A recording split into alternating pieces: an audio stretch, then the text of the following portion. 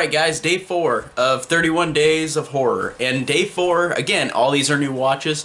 Today I watched Bride of Re-Animator, which Re-Animator I actually just watched this year and really liked it a lot. I thought it was really entertaining and really fun and really funny. Like, it's a great gory, funny movie, like in all aspects. And this sequel, Bride of the Re-Animator, continues on with Herbert West and Dan, and not Megan. Megan's dead, apparently. Like, she's dead. And it starts where they're in the Civil War in Peru, and they're reanimating bodies, and then they go back, and they're trying to create the perfect woman who's dead, who's brought back to life, reanimated. So this one was weird, and also that guy from the last movie, the head, comes back. So it's kind of like this movie continues on in a good way, where it's like this. It is a sequel that I feel like does a good job of having all the elements from the last movie continue on. Besides Megan, Barbara Crampton just gone, but yeah, it's funny because I do like that this movie did a good job of having these characters for the most part come back, and I did enjoy it, and I thought that it was funny, and I thought that the performances, like the last one, are great. Again, Herbert West's character, Jeffrey Combs, is so good in this movie. Like, he's so good, and Dan's great, too. And all the other people are good, too. The Francesca girl is good, who is the new love interest of Dan. I think she's good.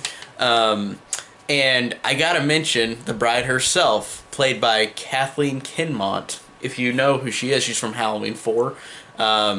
As Kelly Meeker, and she is great in this movie, and she, like in the Bride of Frankenstein movie, is really just at the end of the movie. It's not like she's throughout the movie, which is fine because she is awesome in this movie, and she's great. And I love the fact that she, unlike the original Bride of Frankenstein, which I love too, she in this version talks, and like, I love the fact at the end of the movie that, like, she's really got, like she becomes really sad because, like, they don't like her in the way that she wanted to whenever she's reanimated. And it's really funny, and it's really tragic as well. And I like, too, that this movie, while being funny like the last one, did kind of make you go, oh, okay, I feel kind of for the monster. I did like that. I did feel for her like you do in the original Bride of Frankenstein. So I really enjoyed that. I thought that was pretty cool that in this really comedic movie like the first one, you could feel for the monster.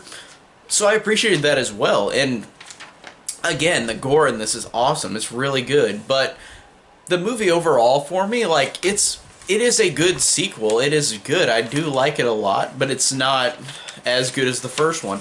But not in a way where it's like, oh, this is such a downgrade. Like, no, it's just not like...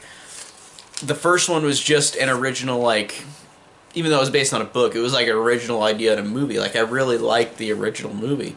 And in this one, it is a good sequel that continues on, has good continuity with the last one. Good performances, good gore, good humor. But it's just not...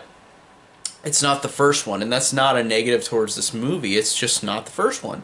So I did still enjoy Bride of the Re-Animator overall, but it's a sequel, and that's not to have an insult to it. It's just like it is the first one again, but the first one's the one I prefer. So try not to be negative towards this one, but I like the first one a tad more. But this one is still a good, serviceable sequel.